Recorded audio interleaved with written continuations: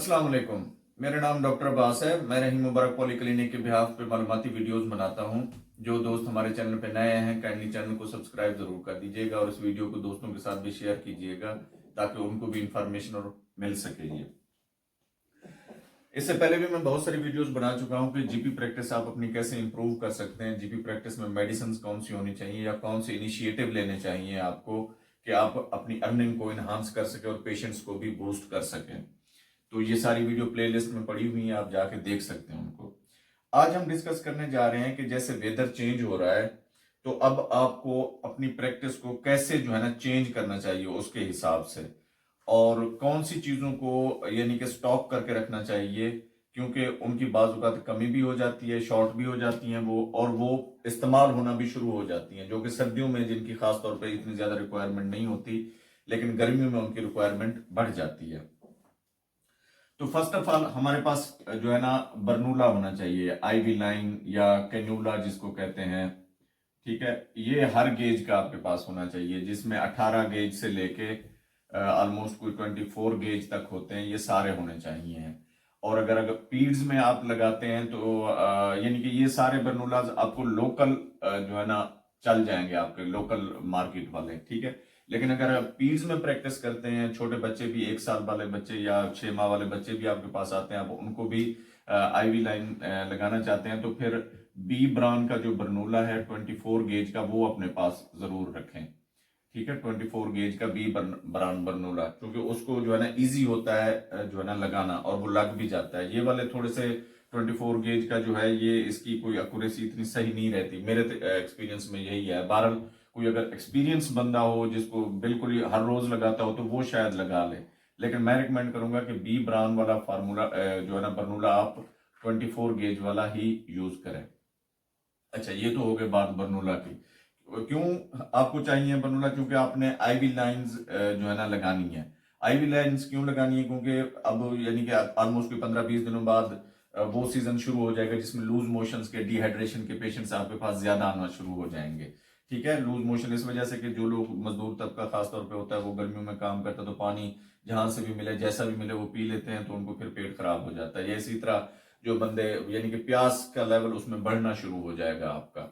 ठीक है, दूसरा फिर आपने क्या करने हैं, आईवी सेट जो होते हैं हमारे पास उनको जो है ना कम से कम भी एक गुर्स जो 25 जो है ना आईवी सेट्स का होता है वो आपके पास स्टैंड बाई पे जरूर होना चाहिए। ठीक है, ये 24 आवर्स आपके पास स्टैंड बाई पे इतने बर्नूला यानी कि आईवी सेट्स होने चाहिए आपके पास। ठीक है, क्योंकि ये शॉर्ट हो जाते हैं, बाज़ औक़ात मिल नहीं पा रहे होते, और जो आपकी पसंदीदा वो जो है ना सेट होता है, क्योंकि सेट में भी क्वालिटीज आती हैं, जो आपका पसंदीदा सेट होता है वो शॉर्ट ना हो जाए कहीं। ठीक है ना, उसका एक सेट जो है ना गुर्स जो है ना आप अपने पास संभाल के रखें। इसके बाद क्या आ जाते हैं, आईवी फ्लूइड्स आ जाते हैं। ठीक है, आईवी फ्लूइड्स में आपके पास रिंगर हर हाल में होनी चाहिए, रिंगर लेक्टेट जो है। ठीक है, आरएल लिखते हैं उसकी, या रिंगर लेक्टेट, ये 500 ml में भी होनी चाहिए, 1000 ml में भी होनी चाहिए आपके पास। ठीक है ना, क्योंकि अक्सर जो है ना पेन एब्डोमेन के साथ आते हैं पेशेंट्स आपके पास, उनको आप अगर रिंगर लगा देते हैं तो उनमें ज्यादातर चांसेस यही होते हैं कि उनका पेन एब्डोमेन रुक जाता है। ठीक है, अच्छा, इसके बाद नॉर्मल सलाइन। ठीक है, नॉर्मल सलाइन ये 100 ml में भी होती है, ये तो खैर छोटे जो पाउडर वाले इंजेक्शन होते हैं उनको लगाने के लिए हम यूज करते हैं। ठीक है, इसके बाद 500 ml और 1000 ml, ये दोनों उसमें आपके पास होनी चाहिए। अगर आपका क्लिनिक यानी कि पेशेंट एवरेज आपकी अगर 30 है, ठीक है, 30 है तो रिंगर लेक्टेट आपके पास 10 एट अ टाइम पड़े होने चाहिए। ठीक है, इसी तरह जो है ना यानी 5 इसकी और 5 इसकी, ये कम से कम आपके पास पड़ी होनी चाहिए, 500 ml की और 5 जो है ना 1000 ml की। इसी तरह नॉर्मल स्लैन भी 5 + 5 आपके पास पड़ी होनी चाहिए हर वक्त। ठीक है, इसके बाद आ जाता है 5% या 10% जो है ना डेक्सट्रोज वाटर। ठीक है, ये भी आपके पास होना चाहिए। उसकी रीजन ये है कि जैसे ये वाला सीजन आ रहा है, इसमें लोग रेडियो वगैरह पे इन चीजों पे जो है ना पानी पीने की कोशिश करते हैं, मीठा पानी जो होता है, तो उसमें हेपेटाइटिस जो है ना जो ए है या ई है वो होने का ज्यादा चांसेस होता है, तो उसमें हम ये यूज करते हैं कि डेक्सट्रोज वाटर 5% या 10% लगाते हैं, उसके अंदर फिर जेटिपार या हेपामार्स इंजेक्शन ऐड करते हैं हम। ठीक है, अच्छा, इसके बाद क्या है, आईवी आपके पास जो है ना वो होना चाहिए, फ्लैजल वाला जो है इंजेक्शन, फ्लैजल वाला या मेट्रोनिडाजोल वाला, ठीक है ना, ये इंजेक्शन होना चाहिए आपके पास, ठीक है, ताकि पेशेंट्स को आप वहां पे लगा सकें, ठीक है। और ये तो बहुत ज्यादा क्वांटिटी में होना चाहिए आपके पास, यानी कि आपकी अगर 30 की एवरेज है तो ये मिनिमम भी 10 एट अ टाइम आपके पास अवेलेबल स्टॉक में होने चाहिए, ये मिनिमम, ठीक है, ताकि आपको उस दिन पेशेंट्स को आपने लगाना है तो आपको कमी यानी कि आपके अंदर शॉर्टेज ना हो जाए आप के क्लिनिक के अंदर ये, ठीक है। अगर 60 पेशेंट हैं तो 20 एट अ टाइम आपके पास प्रेजेंट होने चाहिए, अगर 90 टू 100 पेशेंट हैं तो 30 तक ये वाले इंजेक्शन आपके पास होने चाहिए, उससे बढ़ाते जाएं इसको। उसके बाद आईवी आपके पास सिप्रो इंजेक्शन जो है ना होना चाहिए, ये फ्लैजल और सिप्रो जो है ना वायल में आते हैं आपके पास, जो 100 ml की वायल है उसके उसमें आते हैं।